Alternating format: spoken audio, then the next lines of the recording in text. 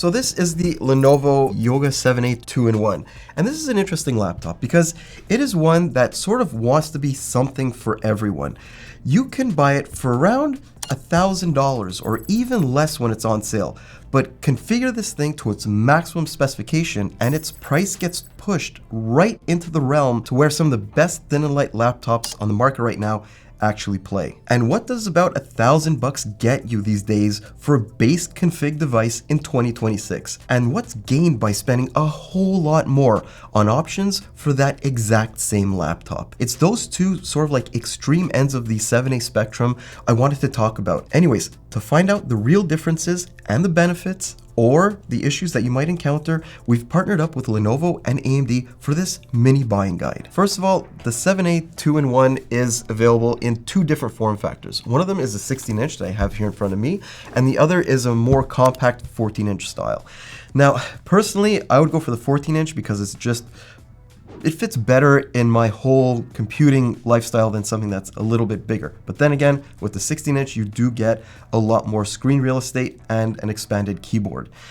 Now, if you haven't figured this out already, the A in the 7A means that these laptops are powered by AMD's Ryzen AI 400 series CPUs. And these are essentially refreshed AI 300 series processors with a few minor changes to enhance overall efficiency and frequencies. On the 16-inch version, the base configuration gets you a Ryzen AI 5 430 along with 16 gigs of memory. Meanwhile, adding just under $100 to your build bumps it up to Ryzen AI 7 445 along with 24 gigs of memory. You can also double the storage to 1 terabyte on either config. There's also going to be options for Ryzen AI 5 435 and AI 9 465 along with 32 gigs of memory and 2 terabytes of storage, but none of those have come to North America yet. I mean, look, with storage pricing the way it's going right now, adding $70 for 512 gigs of extra onboard storage, for me, that's like, it's a no-brainer, right? But is that CPU and memory upgrade really worth its additional cost? So in my opinion, look, the Ryzen AI 5 430 is perfectly good for everyday use and has more than enough horsepower to do some light creative tasks too. But it's using a quad-core 8-thread architecture where there's only a single full-performance Zen 5 core, with the other 3 cores using the more efficient but lower output Zen 5C design. This is also cut down from last year's base model, which had a Ryzen 5 340 with 6 cores and 12 processing threads. Meanwhile, the 445 upgrade now steps things up to 12 threads and a pair of full Zen 5 cores. And I should also mention Lenovo allows it to run at a bit higher average power level too. And guess what that leads to? Yes, the 445 does win in multi-threaded workloads, sometimes by a pretty significant amount. But if you look at more lightly threaded scenarios, the two systems are absolutely neck and neck. That points towards both CPUs delivering identical experiences in everyday situations. But if you find yourself running more intensive apps, the 445 and its extra memory footprint might really be beneficial. And while the 435 might have an edge in processing threads, both use Radeon 430 graphics, which is AMD's smallest integrated GPU with just 4 cores. That's a tiny amount when you consider the Ryzen AI 7 450 has double that, while the AI 9 465 has triple. So GPU accelerated workloads like video conversion and scene rendering take a long time to complete. To give you a comparison, a Ryzen AI 9 465 typically takes around 24 minutes to our resolve output. And yes, that leads to some relatively low gaming numbers too. I mean, both of these are perfectly okay, I guess, for some light gaming with medium to low settings in basic online games, but that's about it. And look, I do have to put this into context, right? This is not a laptop that's meant for gaming. Lenovo has plenty of those. This is meant as a super capable all-around device that's good at everything while hitting an aggressive price. Think of this as like the Swiss Army knife. Anyway, stepping up to that, Ryzen AI 7 445 also unlocks what I think is one of the biggest and most important upgrade options that you can make to this laptop. And that is an upgrade to an absolutely stunning, brilliant looking OLED screen. Basically, you go from its standard 60Hz IPS touchscreen to 2.8K 120Hz OLED with a peak brightness of 500 nits. And while I'm recording this video, the price increase is, yes, pretty steep, like $270 in the US and about the same here in Canada. But the PureSight Pro screen is like a night and day difference, guys. You might not realize it when looking at the base spec just by itself, but put it next to the flagship OLED and you're gonna be just blown away. You'll absolutely positively never want to go back to a 60 Hz IPS screen. That OLED has beautiful color reproduction, deeper blacks, enhanced viewing angles, and yes, in this case, even better peak brightness levels. Also, if you don't want to spend all that money, there's also a 1200p 60 Hz OLED option. As a matter of fact, the 14-inch 7A 2-in-1 has this as its base config, which is why it actually starts at a higher price than the 16-inch model. But other than the price increase, there is a little bit of trade-off to getting what amounts to one heck of a screen.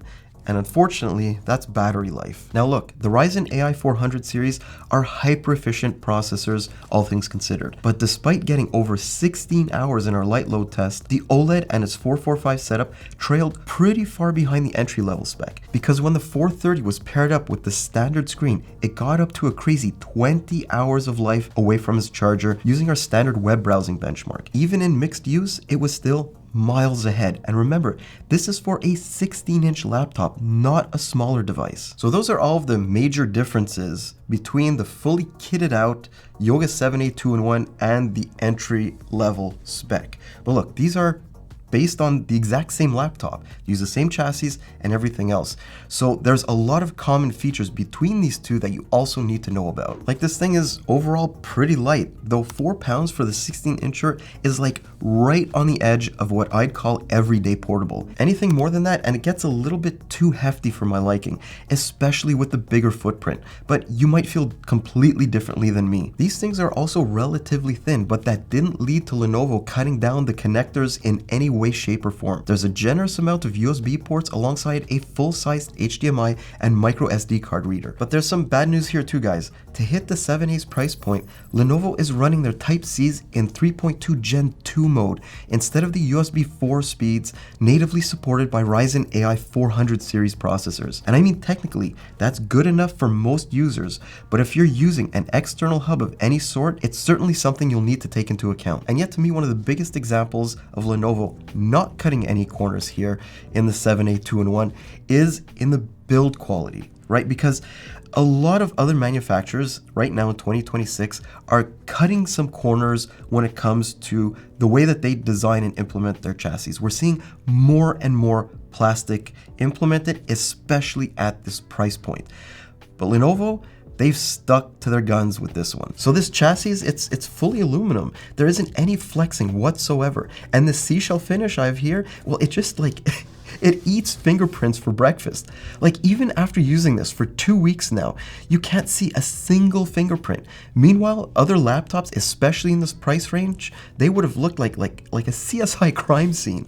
And I think over time, this finish, it'll wear a lot better than many others that we've come across. It also runs cool and quiet, and at least in our testing, it never became hot to the touch. And all of the heat it does end up producing, well, it gets pushed safely away from all of the critical areas. And that is so critically important, specifically on this device, because it's a 2-in-1, so you should be manipulating it a lot more than a normal laptop. I mean, you would put it into tent mode for maybe watching a movie on a plane, or you would put it into tablet mode for reading a book, or at least going through some documents. And to their credit, Lenovo's put quite a bit of effort into playing up the creative angle with this type of design.